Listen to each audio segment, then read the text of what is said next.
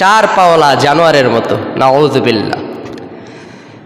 আল্লাহ রাব্বুল আলামিন বলেন, উলাইকা কাল আনআম বাল হুম আদল উলাইকা হুমুল গাফিলুন।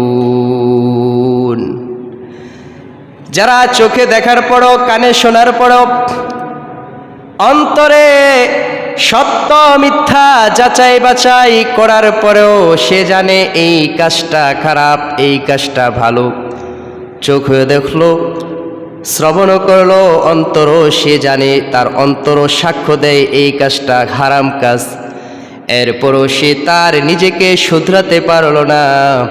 আল্লাহ তাআলা বলেন, এই যে মানুষটা সে হালাল হারাম পরোয়া করল না, হালালের উপর চলল না, এই যে এই ব্যক্তিটার উদাহরণ হলো ওই পশুর মতো যেটা চতুষ্পদ জানোয়ার।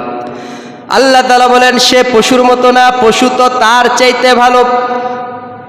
বালহুম আদল, সে তো পশুর চাইতে নিকৃষ্ট, যে পশুর চাইতে নিকৃষ্ট। আল্লাহ তাআলা বলেন সে হলো ওই ব্যক্তি যে আমার শরীয়ত মানল না, শরীয়ত অনুযায়ী চলল না, যার অন্তরটা পবিত্র রাখলো না, ওই ব্যক্তি একটা পশুর চাইতে নিকৃষ্ট প্রাণী।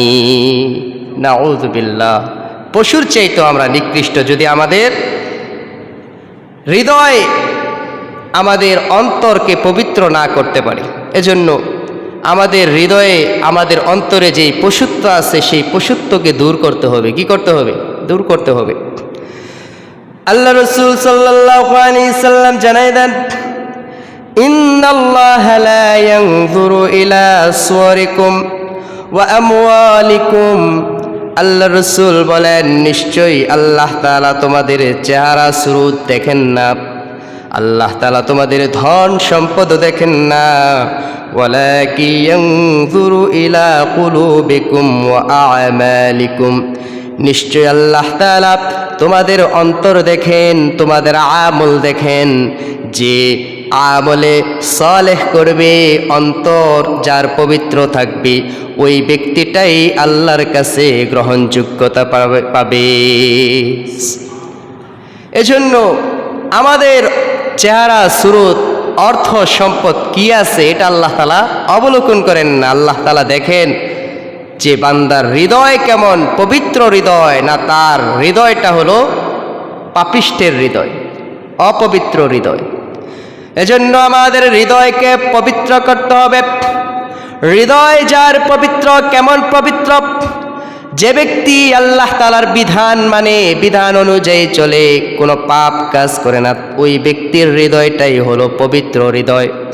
এজন্য আল্লাহ রাসূল বলেন আল্লাহ তাআলা তোমাদের ধনও দেখেন না, সম্পদও দেখেন না, কি দেখেন? তিনি দেখেন তোমাদের অন্তর, তোমাদের আমল। তোমরা যদি সঠিক অন্তরের অধিকারী হও, পবিত্র অন্তরের অধিকারী হও, নেক আমল করো, আমলে সালেহ করো, সৎ আমল করো, ওটাই আল্লাহ তাআলার কাছে গ্রহণযোগ্যতা পাবে। এই যে কুরবানি, এই কুরবানির মাধ্যমে আমরা যে আমল করেছি, ওই আমলটা যদি আল্লাহর জন্য হয়, ওই আমলটা যদি খালেস আমল হয়, তাহলে ওই ব্যক্তির হৃদয়টা হয়ে যাবে পবিত্র হৃদয়। ওই ব্যক্তির হৃদয়টা হবে পবিত্র হৃদয়। এজন্য কিয়ামতের দিন আল্লাহ তাআলা কোনো মানুষের সম্পদ, কোনো মানুষের ছেলে মেয়ে, এগুলা দিয়ে কোনো মানুষ কিয়ামতের দিন আল্লাহ তাআলার কাছ থেকে রেহাই পাবে না। ওই দিন আল্লাহ তাআলার কাছে আমল পেশ করতে হবে। কি পেশ করতে হবে? আমল। এজন্য আল্লাহ রাব্বুল আলামিন বলেন, ইয়াউমা লা ইয়ানফাউ মালু ওয়ালা বানুন ইল্লা মান আতাল্লাহা বিকলবিন সালিম। আল্লাহ তাআলা বলেন ওই দিন মানে হলো কিয়ামতের দিন। সেদিন কিয়ামতের দিন লা ইয়ানফাউ মালু ওয়ালা বানুন, কোনো সম্পদ, কোনো ছেলে মেয়ে কারো কোনো উপকারে আসবে না। ওই দিন কাহারো সম্পদ, কাহারো ছেলে মেয়ে কোনো উপকারে আসবে না। আল্লাহ রব্বুল আলামিন বলেন, ইল্লা মান আতাল্লাহা বিকলবিন সালিম। ওই দিন পবিত্র অন্তরওয়ালা, যাদের অন্তর ছিল পবিত্র আল্লাহমুখী, ওই বান্দাদের আমল আল্লাহর কাছে তখন পছন্দনীয় আর কবুল হবে। আর আল্লাহ তাআলা তাদের জন্য ওয়া উজলিফাতিল জান্নাতু লিল মুত্তাকিন, ওই বান্দাদের জন্য আল্লাহ তাআলা জান্নাত দিবেন, অর্থাৎ মুত্তাকিদের জন্য আল্লাহ তাআলা জান্নাত দান করবে। কেমন জান্নাত মুত্তাকিদের দান করবে?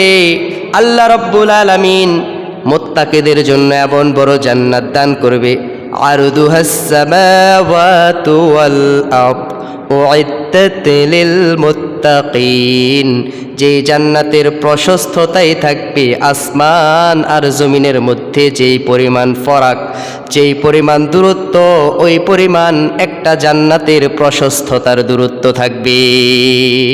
সুবহানাল্লাহ, যেই পরিমাণ আসমান জমিনের মধ্যে দূরত্ব, ওই পরিমাণ একজন মুত্তাকি পরহেজগার বান্দাকে যে আল্লাহ তাআলা জান্নাত দিবে, সেই জান্নাতের প্রশস্ততাই থাকবে। এজন্য আল্লাহ রাব্বুল আলামিন পবিত্র অন্তর, পবিত্র হৃদয় যাদের, তাদেরকেই জান্নাত দান করবে। আর পবিত্র হৃদয় তো তাদেরই হয় যারা দুনিয়ার মধ্যে পাপ কাজ করে না, গুনাহে লিপ্ত হয় না, তাদের হৃদয়টাই থাকে তাদের হৃদয়টাই থাকে পবিত্র। পবিত্র হৃদয়ের অধিকারী হতে পারলেই তো আল্লাহ তাআলার সামনে আমরা কৃতকার্য হব। আল্লাহ তাআলা পবিত্র, তিনি পছন্দ করেন পবিত্র জিনিস। আল্লাহ তাআলা নিজে পবিত্র, আর তিনি পছন্দ করেন পবিত্র জিনিস। কোনো গুনাহগার সে পবিত্র থাকতে পারে না।